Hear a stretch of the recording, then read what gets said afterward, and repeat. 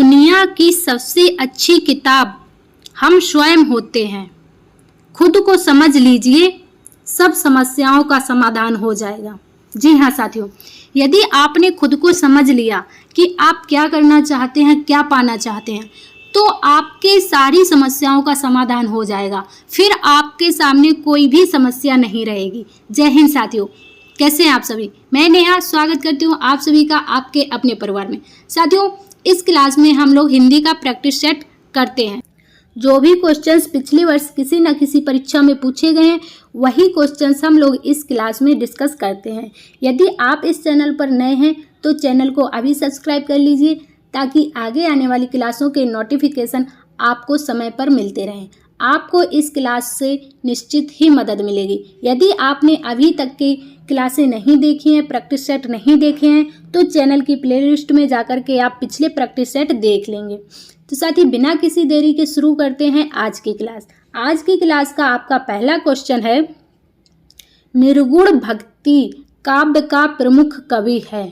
जो निर्गुण भक्ति काल है, उसका प्रमुख कवि कौन है, आपको बताना है। आपके सामने ऑप्शंस दिए गए हैं, आपको इनमें से बताना है निर्गुण भक्ति काल के प्रमुख कवि कौन है।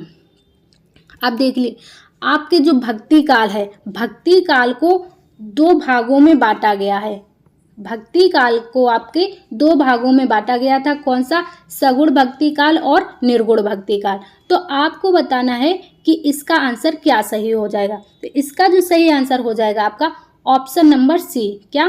कबीरदास। कबीरदास जी जो थे वो आपके निर्गुण भक्ति काल के कवि थे।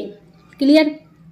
इसके बाद अगला क्वेश्चन है आपका, तू डाल डाल मैं पात पात। तू डाल डाल मैं पात पात का अर्थ है, आपको बताना है इसका क्या अर्थ है। दोनों विद्वान, या फिर दोनों मूर्ख, या फिर दोनों चालाक, या फिर दोनों भाई। तो इसका जो सही आंसर हो जाएगा ऑप्शन नंबर सी। क्या? तू डाल डाल मैं पात पात। तो क्या हो जाएगा? दोनों चालाक हो जाएंगे। वो उससे कह रहा है तू डाल डाल है तो मैं पात पात हूँ, मतलब दोनों चालाक। क्लियर? अगला जो क्वेश्चन है आपका, पल्लव के रचयिता कौन है। पल्लव जो रचना है आपकी, इसके रचयिता आपको बताना है। ऑप्शन आपके सामने दिए गए हैं, सुमित्रानंदन पंत, निराला जी, जयशंकर प्रसाद, या फिर महादेवी वर्मा। बताइए। तो इसका जो सही आंसर हो जाएगा आपका ऑप्शन नंबर ए। क्या? सुमित्रानंदन पंत। पल्लव के जो रचयिता हैं कौन है आपके? सुमित्रानंदन पंत। इनकी और भी रचनाएं हैं, पल्लव है, वीणा है, गुंजन है, और इनकी एक फेमस रचना कौन? चिदंबरा। चिदंबरा जो है इनकी फेमस रचना है, जिसके लिए इनको ज्ञानपीठ पुरस्कार भी मिला था। इसके बाद अगला क्वेश्चन देख लेंगे, तीन बेर खाती थी वो, तीन बेर खाती है। तीन बेर खाती थी वो, तीन बेर खाती है में कौन सा अलंकार है, आपको बताना है। देखिए, इसमें दिया है कि तीन बेर मतलब तीन टाइम, है ना। खाती थी, वो तीन बेर खाती है, और दूसरे बेर का मतलब फल। एक बेर का मतलब समय हो गया, दूसरे बेर का मतलब हो गया आपका फल। जो बेर होता है ना, वो फल। तो इसका जो सही आंसर हो जाएगा आपका ऑप्शन नंबर बी। क्या? यमक अलंकार। यहाँ पर कौन सा अलंकार है आपका? यमक अलंकार है, जहाँ एक ही शब्द की आवृत्ति हो और हर बार उसका अर्थ अलग हो, मतलब अर्थ में परिवर्तन हो जाए। तो कौन सा अलंकार होता है आपका? यमक अलंकार होता है। क्लियर? इसके बाद अगला क्वेश्चन जो है आपका, रस के कितने अंग होते हैं, आपको बताना है रस के कितने अंग होते हैं। तो देखिए, 4 हैं, 9 हैं, 11 हैं, या फिर 8 हैं। अंग या फिर अवयव एक ही बात होती है। आपसे अंग पूछ लिया जाए या फिर अवयव पूछ लिया जाए। तो इसका जो सही आंसर हो जाएगा आपका ऑप्शन नंबर ए। कितने? 4। जो रस के अंग होते हैं 4 होते हैं। अब देख लीजिए, जो आपके मूल रसों की, यदि आपसे क्वेश्चन पूछा जाए मूल रसों की संख्या कितनी है, तब आप बता देंगे 9। और यदि पूछा जाए कुल रसों की संख्या तो 11 बता देंगे। और यदि क्वेश्चन पूछा जाए भरत मुनि के अनुसार रसों की संख्या कितनी है, तो कितनी है आपकी 8। ये आंकड़े आप याद रखेंगे। क्लियर। अगला क्वेश्चन है आपका काठ का उल्लू। काठ का उल्लू का क्या अर्थ है?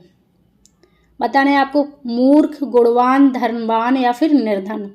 तो काठ का उल्लू, लोग कह देते हैं ना, अरे यार तुम बिल्कुल काठ के उल्लू हो, तुम्हें कोई बात समझ में नहीं आती, मतलब मूर्ख।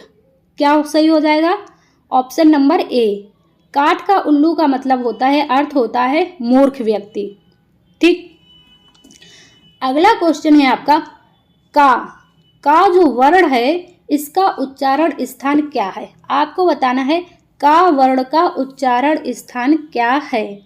कंठ, तालु, मूर्धा या फिर दंत? तो देख लीजिए, इसका जो सही आंसर हो जाएगा आपका ऑप्शन नंबर ए, क्या? कंठ। का वर्ण का उच्चारण स्थान है आपका कंठ। और चा वर्ग के जो वर्ण होते हैं उनका क्या होता है? तालु होता है। टा वर्ग के जो वर्ग होते हैं उनका उच्चारण स्थान क्या होता है? मूर्धा होता है। और जो ता वर्ग के वर्ग होते हैं उनका जो उच्चारण स्थान होता है दंत होता है। इसके बाद अगला क्वेश्चन है आपका कौन सा वाक्य शुद्ध है? आपके सामने ऑप्शन दिए गए हैं, इसमें से आपको बताना है कौन सा वाक्य आपका शुद्ध है। देखिए, पहला ऑप्शन कह रहा है आपका वाह कितना सुंदर दृश्य है। तो यहाँ पर प्रश्नवाचक का इन्होंने लगा दिया, यहाँ पर प्रश्नवाचक की आवश्यकता नहीं थी, प्रश्नवाचक विराम चिन्ह की आपके आवश्यकता नहीं थी, तो ये गलत हो जाएगा। दूसरा, वाह कितना सुंदर दृश्य है, ये भी गलत हो जाएगा। तीसरा है, ये भी गलत हो जाएगा। इसका जो सही आंसर होगा आपका ऑप्शन नंबर 4, क्या? वाह कितना सुंदर दृश्य है। इसमें जो ये आपका वो दिए गए हैं विराम चिन्ह बिल्कुल सही जगह लगे हैं। वाह कितना सुंदर दृश्य है मनोभावों को प्रकट करने वाले वाक्यों में प्रयोग किया जाता है आपका ये जो विस्मयादिबोधक चिन्ह है। और इसके जब वाक्य पूरा खत्म हो गया कितना सुंदर दृश्य है, तो आपका पूर्ण विराम लगेगा, ना कि प्रश्नवाचक चिन्ह। क्लियर। इसके बाद अगला क्वेश्चन है हवन में जलने वाली लकड़ी के लिए एक शब्द है। आपको बताना है जो हवन में लकड़ी जलाई जाती है उसके लिए एक शब्द क्या होगा? परकिया होगा, शमिधा होगा, तपस्वी होगा या फिर इनमें से कोई नहीं। तो देख लीजिए, यहाँ पर जो परकिया होता है, परकिया का क्या किसके लिए एक शब्द है? जो स्त्री पराय पुरुष से प्रेम करने वाली होती है, मतलब पराय पुरुष से प्रेम करने वाली स्त्री के लिए एक शब्द होता है परकिया। और तपस्वी होता है तपस्या करने वालों के लिए, जो लोग तपस्या करते हैं तपस्या करने वालों के लिए एक शब्द होता है तपस्वी। इसका जो सही आंसर हो जाएगा आपका option number 2, option number b, क्या? शमिधा। हवन में जलने वाली लकड़ी को क्या कहते हैं? शमिधा कहते हैं। क्लियर। इसके बाद अगला क्वेश्चन है आपका इनमें से कौन सा विराम चिन्ह ऐसा है जो हिंदी में अंग्रेजी भाषा से नहीं लिया गया है? आपको बताना है कौन सा विराम चिन्ह ऐसा है जो हिंदी में अंग्रेजी भाषा से नहीं लिया गया, अर्थात मतलब हिंदी का अपना खुद का विराम चिन्ह है।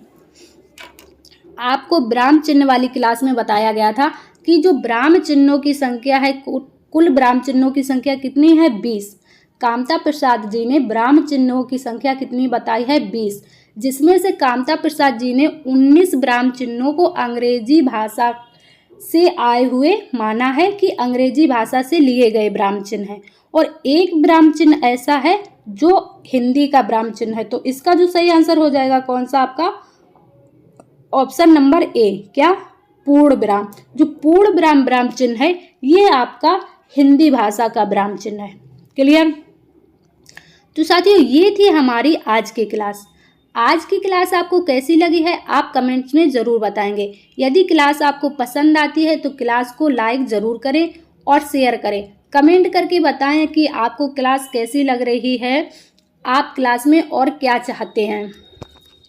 यदि आप इस चैनल पर नए हैं तो चैनल को सब्सक्राइब कर लीजिए और क्लास को ज़्यादा से ज़्यादा लाइक और शेयर करें ताकि आपकी क्लासें ऐसे ही चलती रहें। मिलते हैं आप सभी से अगली क्लास में। जब तक के लिए स्वस्थ रहिए, मस्त रहिए और अपना ख्याल रखिए। जय हिंद साथियों।